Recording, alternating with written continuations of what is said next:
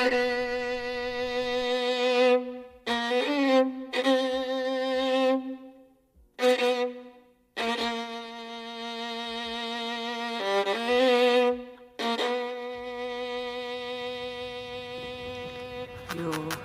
affectionate niece, Helen Stoner. Now, dear Aunt Honoria, my deepest thanks for your invitation to spend a little time with you in Harrow after Julia's wedding. Indeed, I feel a short break will be almost necessitated by the excitement of seeing my sister married. Even our stepfather, Dr. Roylott, seems well disposed towards the event. Julia herself has not long left me to go to bed, and even now, I suppose, will be lying awake next door thinking of her happiness to come, while I... My God, Julia! Julia! Julia. Julia, your face.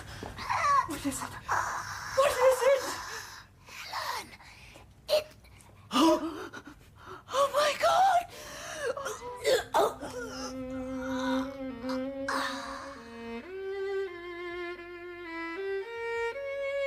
The Speckled Band by Sir Arthur Conan Doyle, dramatised for radio by Vincent McInerney, with Clive Merrison as Sherlock Holmes and Michael Williams as Dr. John Watson, and featuring Susan Wooldridge as Helen Stoner. The Speckled Band.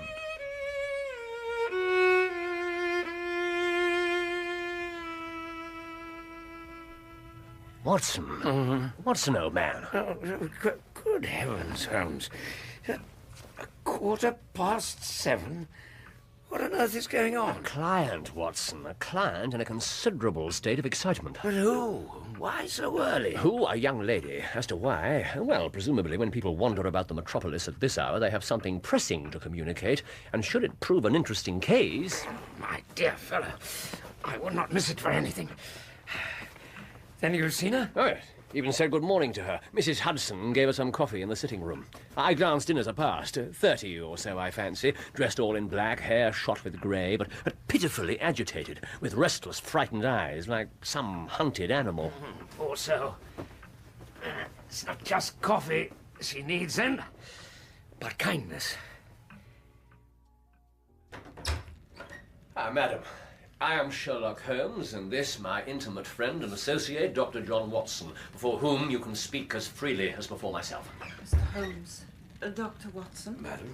But you must be cold, I think, travelling at this hour. Come into the main part of the room, I beg you, and draw up to the fire. It is not cold which makes me shiver, Mr. Holmes. Indeed? What then? It is fear, Mr. Holmes. It is terror. You must not fear, Miss... Stoner. Helen Stoner? No, for I have no doubt we shall soon set matters right. You have come in by train this morning, I see, although, of course, you had a journey before that. You know me, then? Simply, I observed the second half of a return ticket in the palm of your left glove, while the 7 spatters of mud on your left-hand jacket sleeve bespeak time spent along heavy roads, sitting next to the driver in a dog-cart. I see Mrs. Farintosh was right in what she said regarding your abilities. Mrs. Farintosh? I'm not sure I remember. Before your time, my dear Watson, merely an opal tiara and death by bishoping. Miss Stoner, please sit down. Oh, thank you. There. So, you have come far? The western borders of Surrey to Leatherhead, and then by first train to Waterloo. Mr. Holmes, I can stand the strain no longer. Nor have I anyone to turn to, save one, Percy. That is a Mr. Armitage, who cares for me very much, but can be of little aid as regards my domestic circumstances, who indeed seems to think what I am suffering from are the fancies of a nervous woman. But they are not fancies, Mr. Holmes. They are dangers, real dangers, and I must have some help to walk amongst them. Then, Miss Stoner, you must begin by laying everything in front of us that may help us form an opinion on the matter.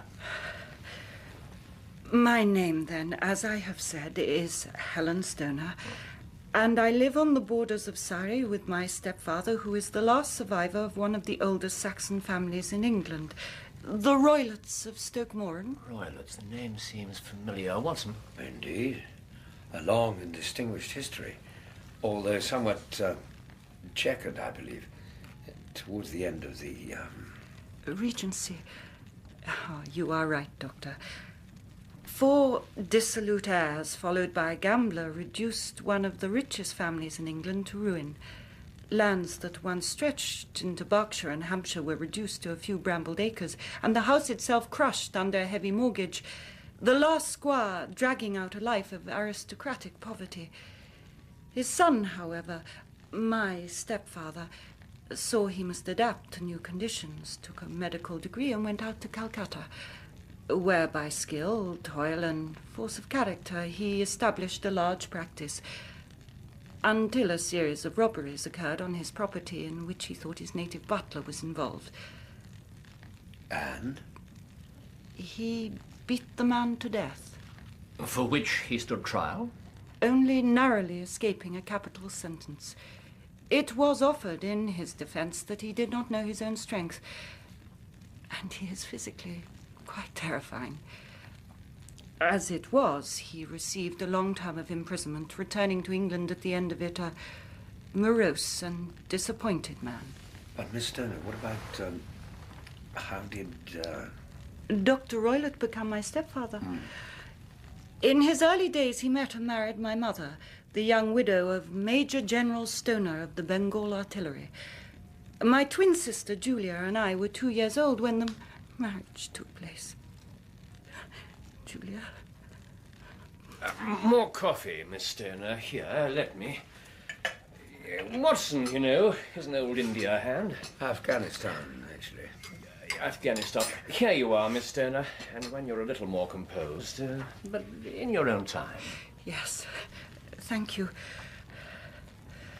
Well, first I think you should know my mother had 1,000 a year at the time of her remarriage, which she settled on our stepfather, but with a provision that should my sister or I marry, we should receive a certain sum from the settlement. Your mother is dead? We returned to England 10 years ago. 2 years later, she was involved in a fatal rail accident near Crewe. After her death, Dr. Roylott, who had been attempting to establish himself in practice in London, suggested that we pack up and move back to Stoke Moran. There was enough money for our wants and seemingly no obstacle to our happiness. I assume he reverted. Yes, he did. Our neighbours, who had initially welcomed the return of a Roylott to Stoke Moran, well, sufficient to say 2 incidents finished in the police courts, while in another he threw the local blacksmith over a parapet into a stream, an indulgence that cost all the money I could gather to prevent further public exposure and disgrace. He has become the terror of the village. And I speak the truth when I tell you the only living things which will have anything to do with him are a cheetah and a baboon he has imported from the east, and a band of wandering gypsies who have his permission to camp on what is left of the estate. A drear existence. Drear, solitary, and hard. For of course no servant will stay, except a decrepit housekeeper, Mrs. Mims, who hardly knows the days of the week any longer. So who now runs the house, Miss Stoner? I do, Doctor. All tasks inside and out. Although until 2 years ago I had Julia to help me. Poor Julia, she was but 30 at her death, and yet her hair had already begun to whiten. Even as mine has. So she too is dead? Mr. Holmes, it is the events surrounding Julia's death which bring me here today. You understand that given the circumstances of our life, we saw little of anyone of our own age.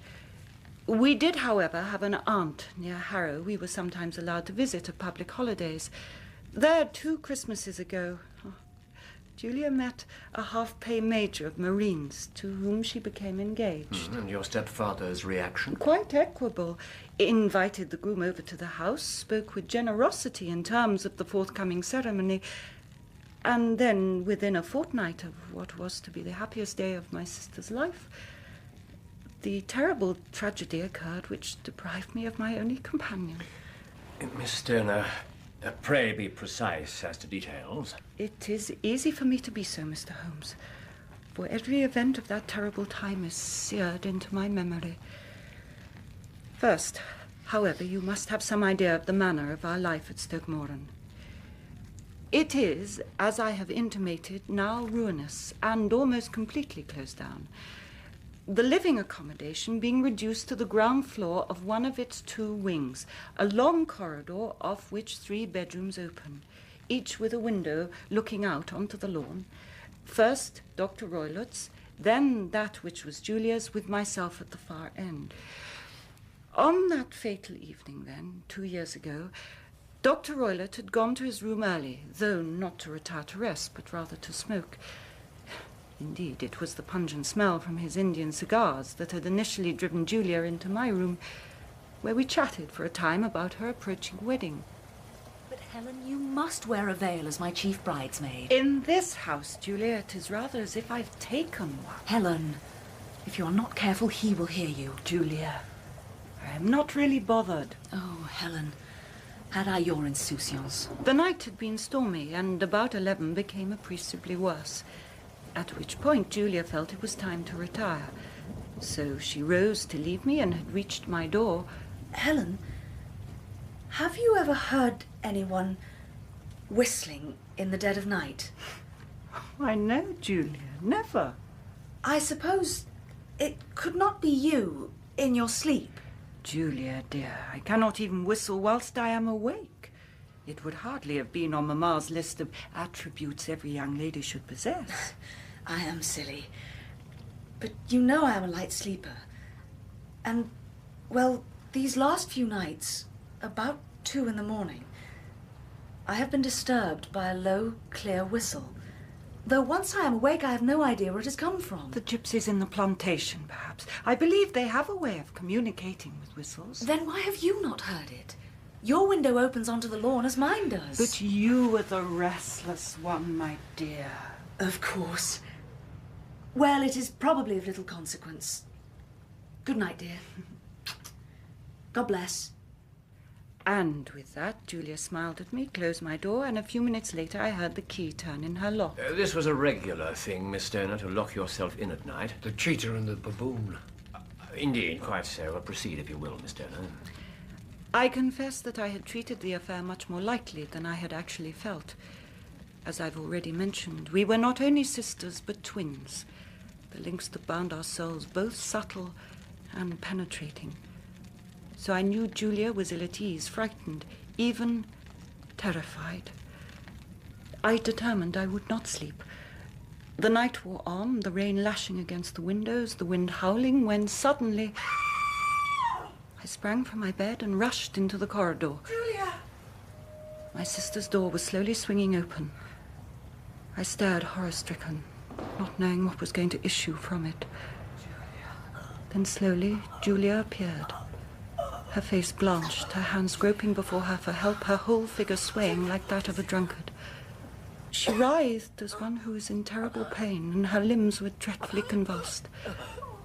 At first I thought she had not recognized me, but as I bent over her, she suddenly shrieked out in a voice I shall never forget. Helen! Oh, my God, Helen! It was the band. The Speckled band. Then stabbed with her finger towards our stepfather's door, then convulsed yet again, and then... And then, Miss Stoner?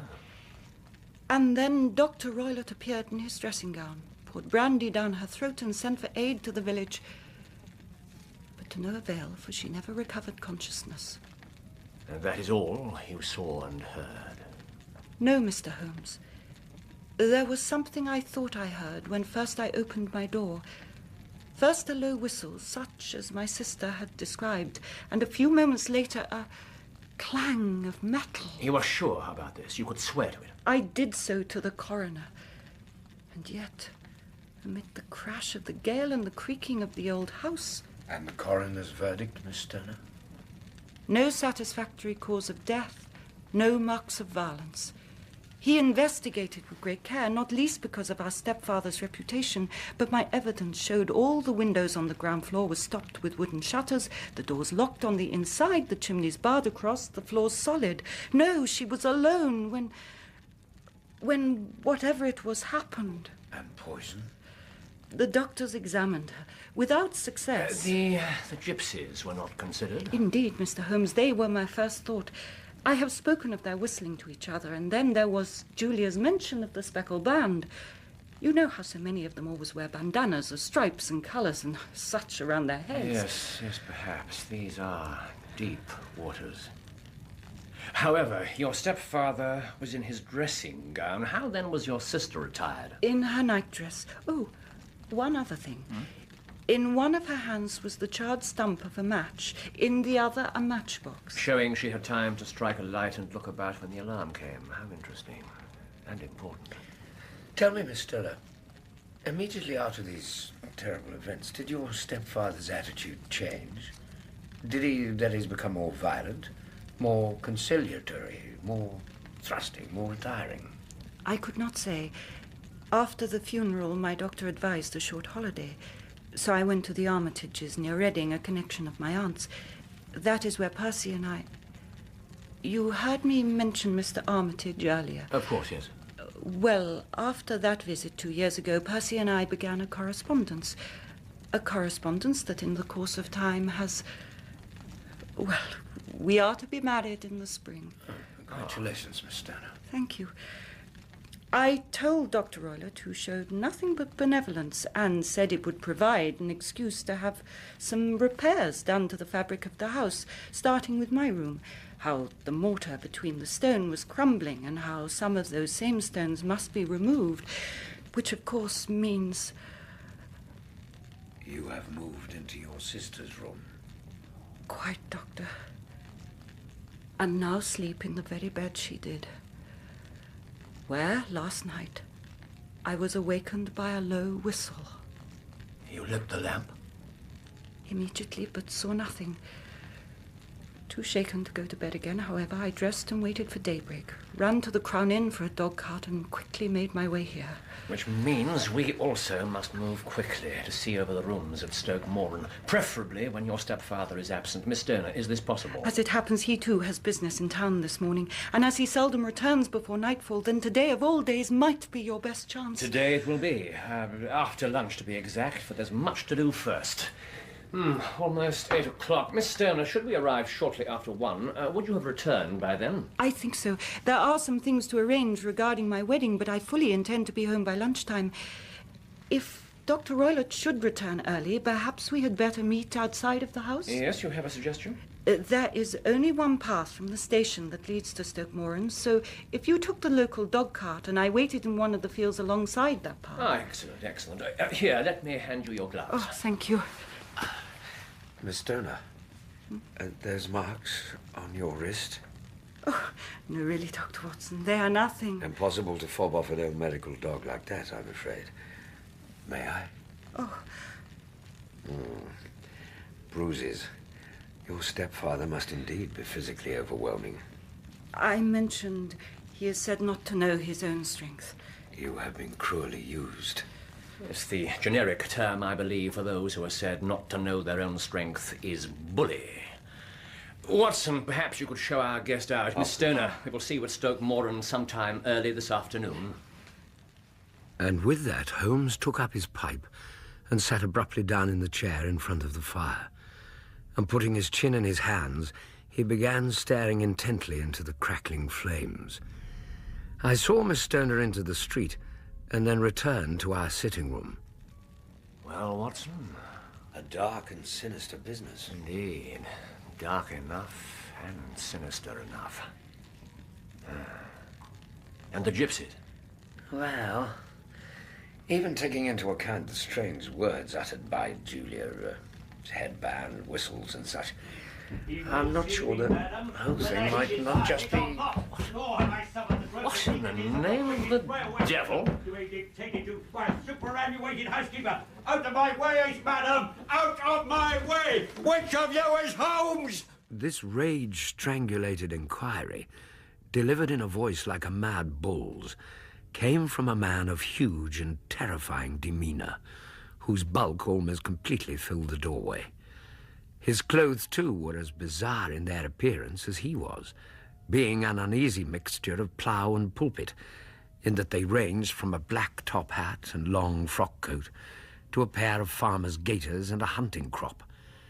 But there was little Christianity in the face which glowered above the neck-stock, for it was a visage seared with 1,000 wrinkles, burned yellow with the eastern sun, marked with every evil passion, and containing a pair of deep bile-shot eyes set on either side of a thin, fleshless nose. Overall, in fact, our visitor looked very much like a thoroughly out-of-sorts aging bird of prey, and all the more dangerous because of it. I said, which of you is Holmes? My name, sir. Please come in, if you will, Mrs. Hudson. That will be all. Thank you. Oh, yes.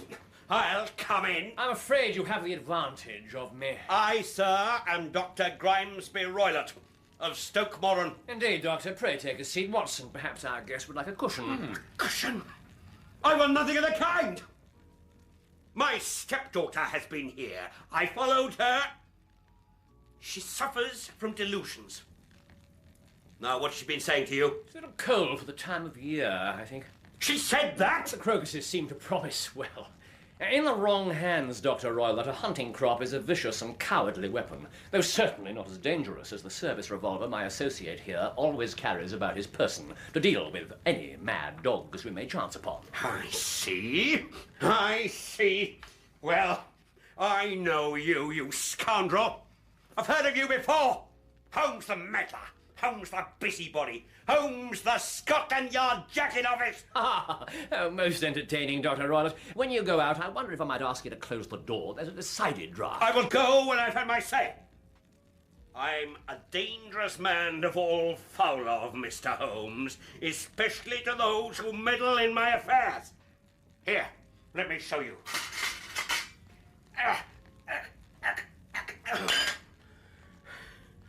There. An example of my grip, Mr. Holmes. See you keep out of it! Oh. Pass me the poker, Watson, as you fell in.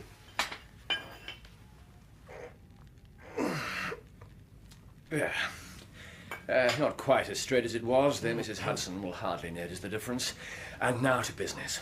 You go to Waterloo, if you will, and take 2 tickets for the first train to Leatherhead after 1 o'clock, mine to be left at the booking office. I to Doctor's Commons, and on the journey we will compare notes. And if you could, old fellow, an empty compartment.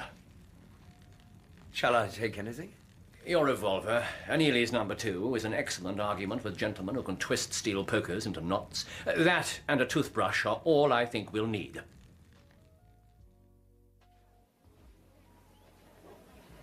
"5 hours later, as requested, I chose an empty compartment on the Leatherhead train and watched anxiously from the door. But there was still no sign of him as the guard blew, and we began to move off. About to pull my head in, I suddenly saw Holmes vault over the barrier, deftly deposit his ticket in the top pocket of the astonished collector's waistcoat, and begin to sprint up the platform, from whence he swung himself aboard without a hair out of place, and settled into a corner seat.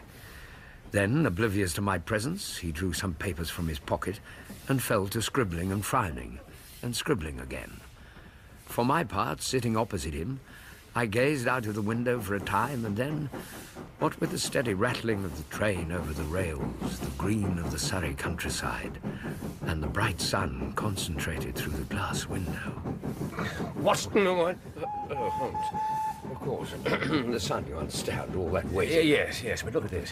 A copy of the mother's will. Checking her investments, I find the income from them now to stand at about £750. And of this income, each daughter is liable for 1/3 at marriage.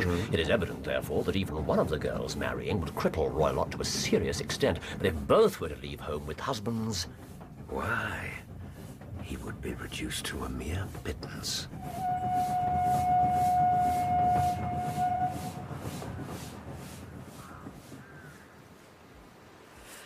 Just through these trees and we're there. Oh, but I am frightened, Mr. Holmes, to learn that Dr. Roylott followed me to your lodgings. His temper Miss Stoner, I assure you that I personally shall deliver you to your aunt at Harrow if needs be. But that will be decided when...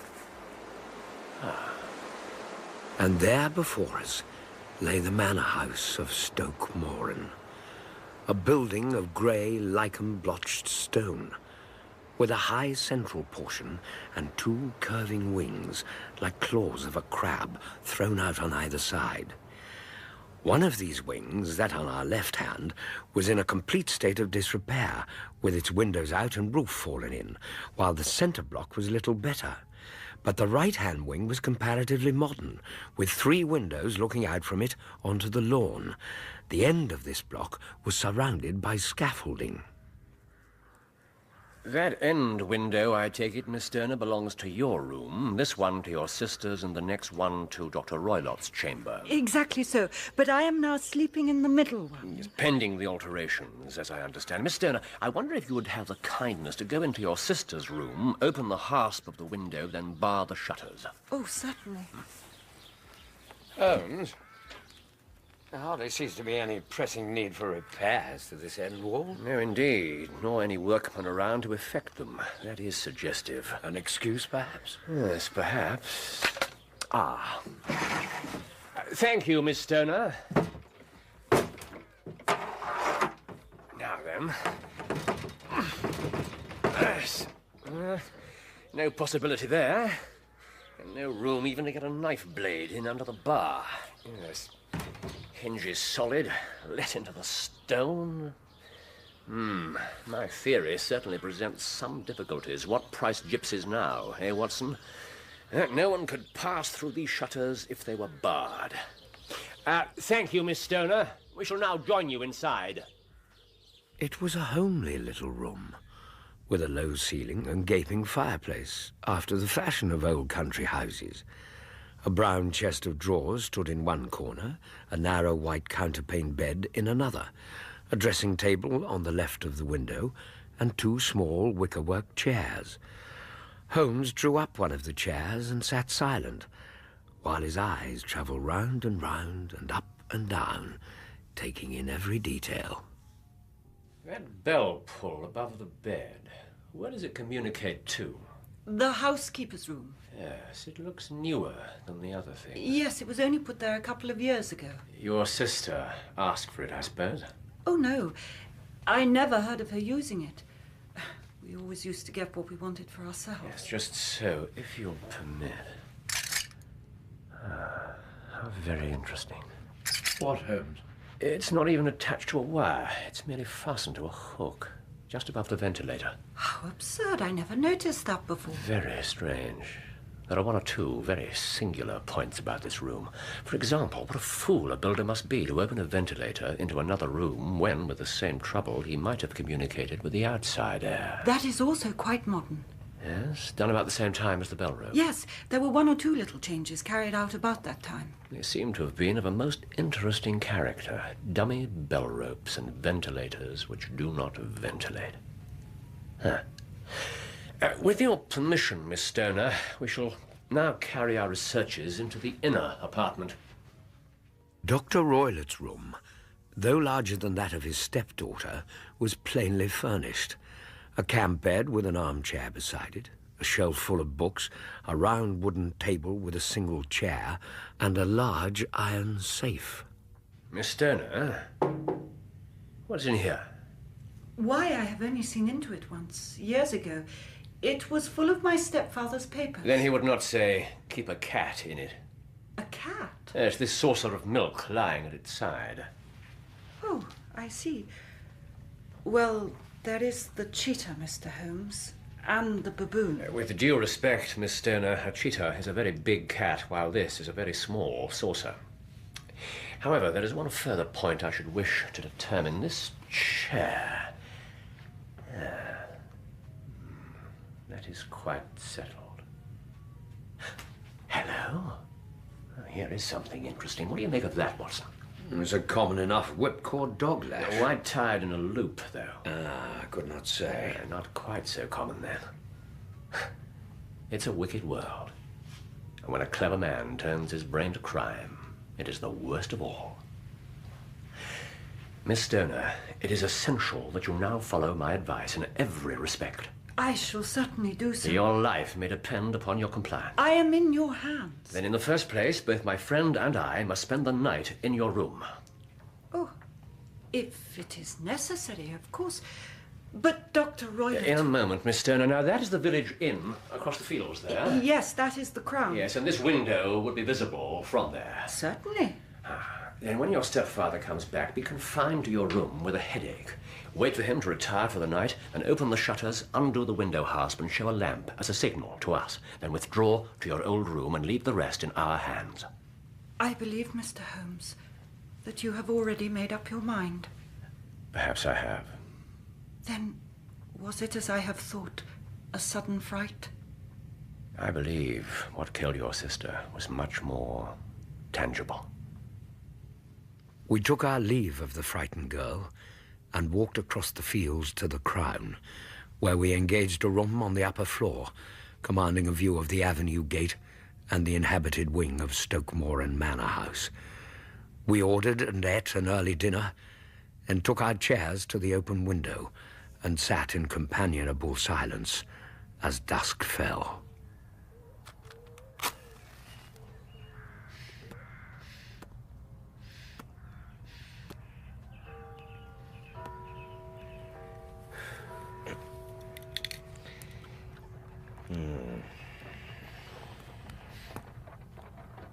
Watson. Dr. Roylott. The gate, boy! The gate! The trap drove on, and a few minutes later we saw a light spring up among the trees as Roylott lit a lamp in the sitting room. No, Watson. I really have some scruples about taking you tonight. There is a distinct element of danger. Can I be of any assistance? No, your presence would be invaluable. Then I shall certainly come. Oh, thank you. Look. The light in the sitting room's gone out. No, it is not yet 9.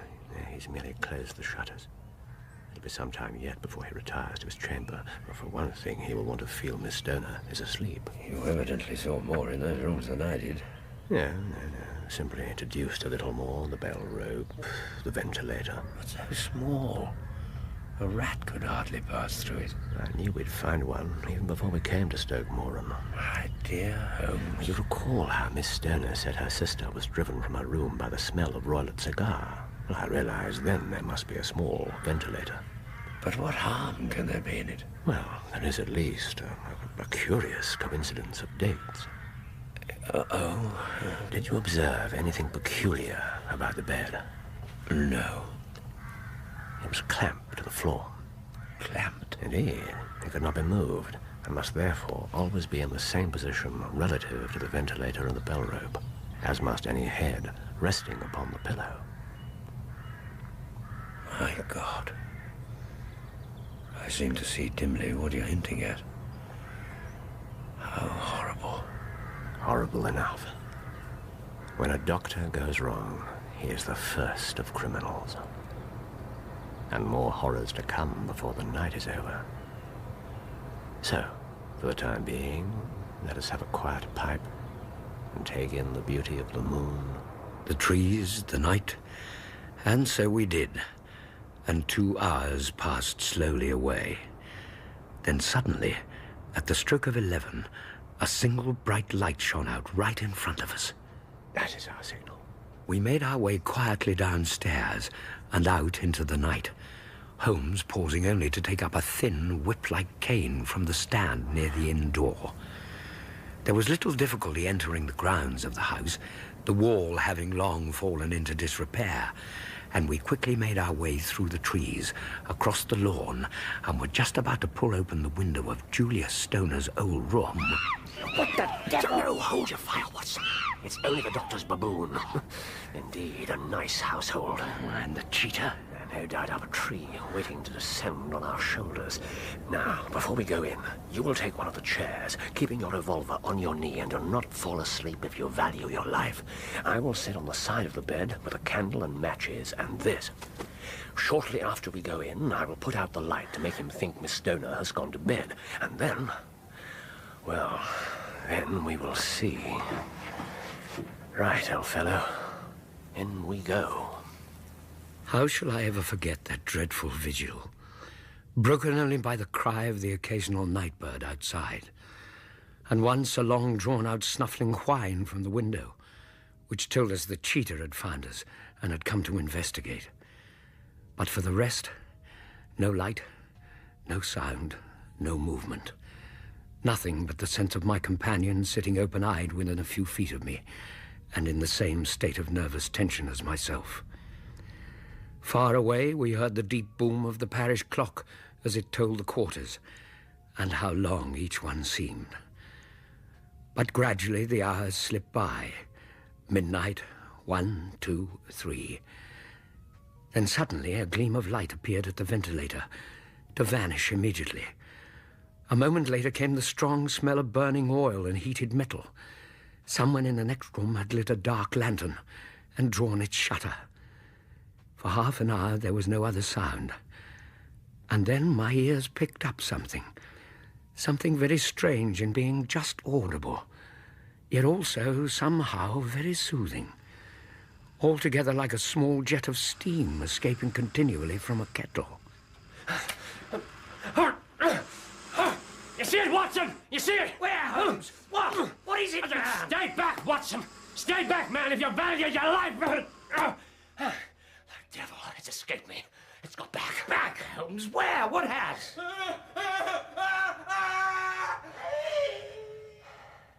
Good God, Holmes. What was that? What does it mean? That it's over. And perhaps, after all, it's for the best. Take your pistol, and we shall enter Dr. Roylott's room. And it was a singular sight that met our eyes. On the table in Roylott's chamber stood the dark lantern, throwing a beam of light onto the safe, the door of which was ajar. Beside the table, on the wooden chair, sat Dr. Grimesby Roylott, clad in a long dressing gown, his bare feet thrust into red heelless Turkish slippers.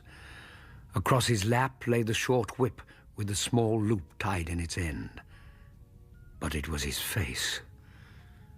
His chin was cocked upwards, his eyes fixed on the ceiling in a dreadful rigid stare. Across his brow he had a peculiar yellow band with brownish speckles, which seemed to be bound tightly round his head. The band. The speckled band. For God's sake, Holmes, what is it? Swamp adder.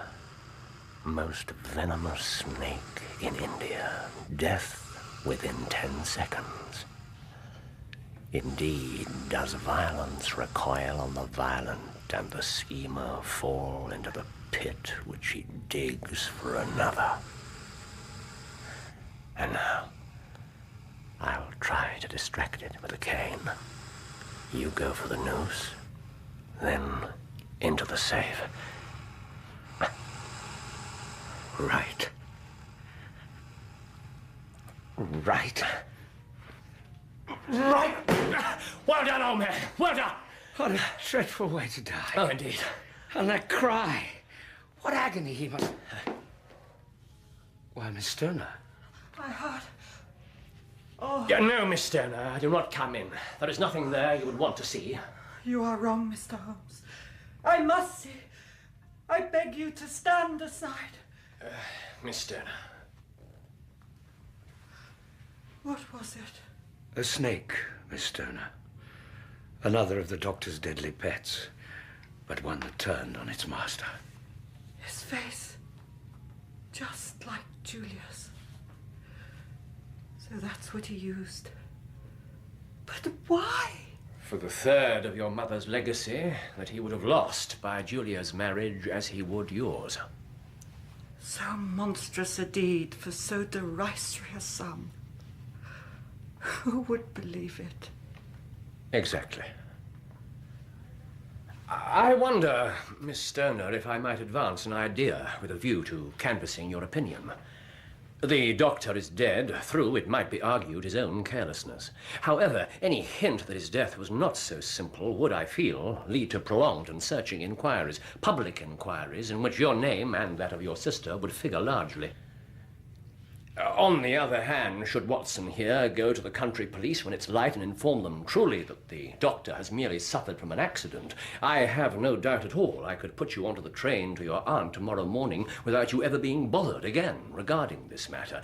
I stress that while this is not perhaps an ideal solution, it is possibly an acceptable one. Mr. Holmes, may I, your arm? I would go closer if I might.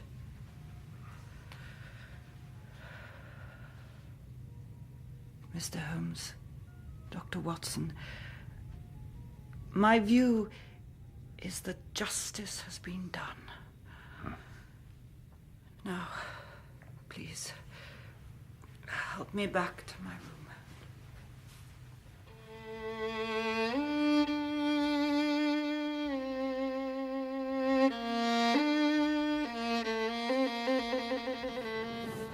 A classic case, then, Doctor, of my reasoning from insufficient data and thereby coming to an entirely erroneous conclusion. The presence of the gypsies and the dead sister's use of the word band putting me entirely on the wrong scent.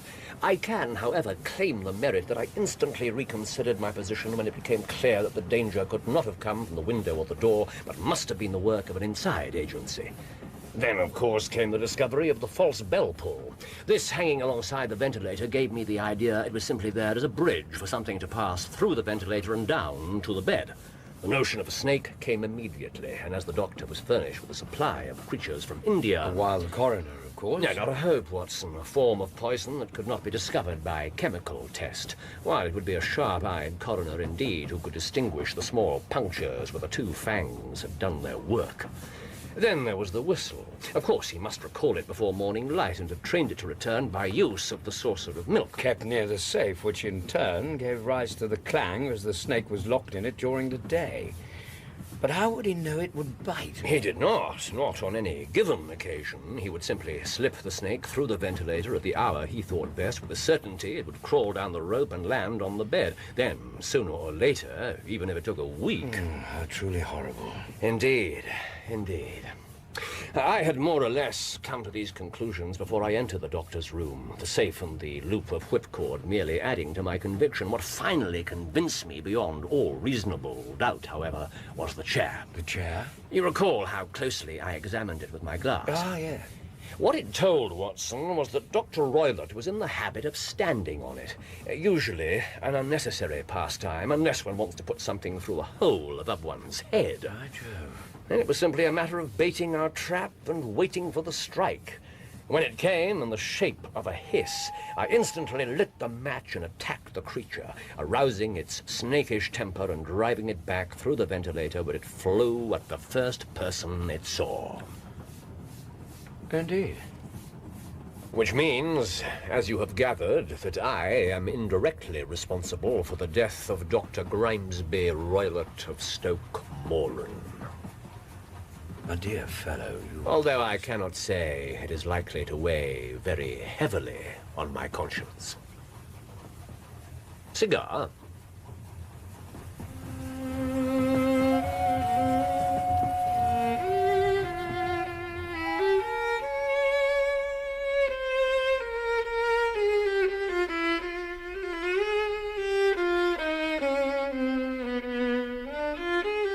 In The Speckled Band, Sherlock Holmes was played by Clive Merrison and Dr. Watson by Michael Williams.